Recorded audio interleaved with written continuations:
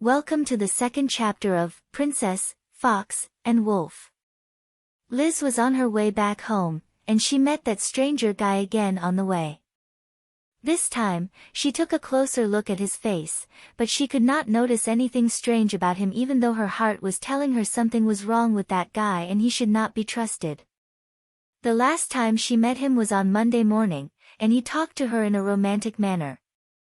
This time, he did not say a word, and neither did she.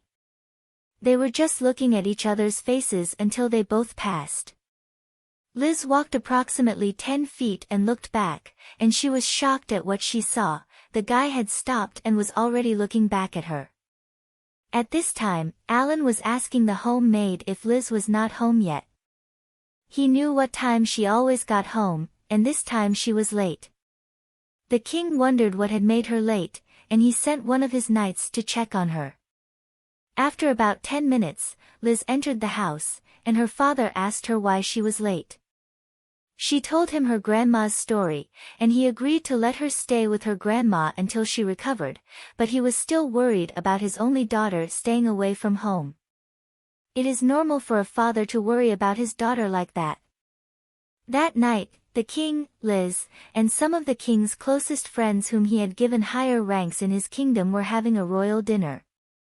It was the most wonderful dinner ever for everyone, and it had been made by 3 chefs in the kitchen.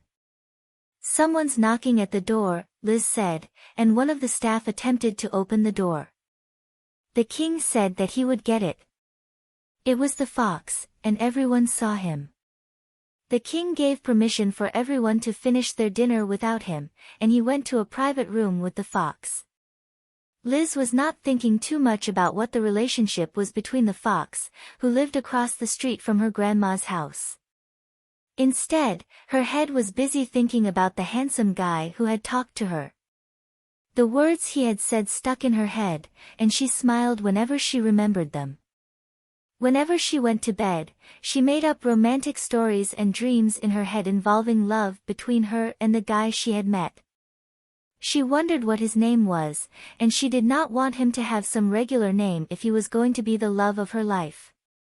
These are just dreams anyway, she told herself, and she slept. The next morning, on Tuesday, Liz woke up as usual. She took her grandma's basket and left the king's house with some herbs the witch had described to her as a recipe for healing her grandma.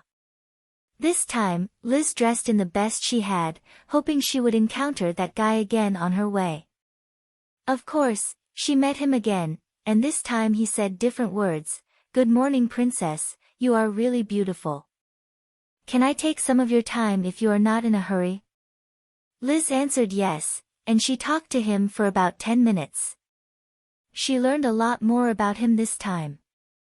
According to what he said, his name was Prince, and he lived a little far from the town. He woke up early to hunt foxes, as he said that foxes were bad and tricky creatures who could lie to people to get what they want. In addition to that, he said that his tribe ate only foxes since their ancestors lived. I hope you enjoyed the chapter's story. See you again in the next chapter.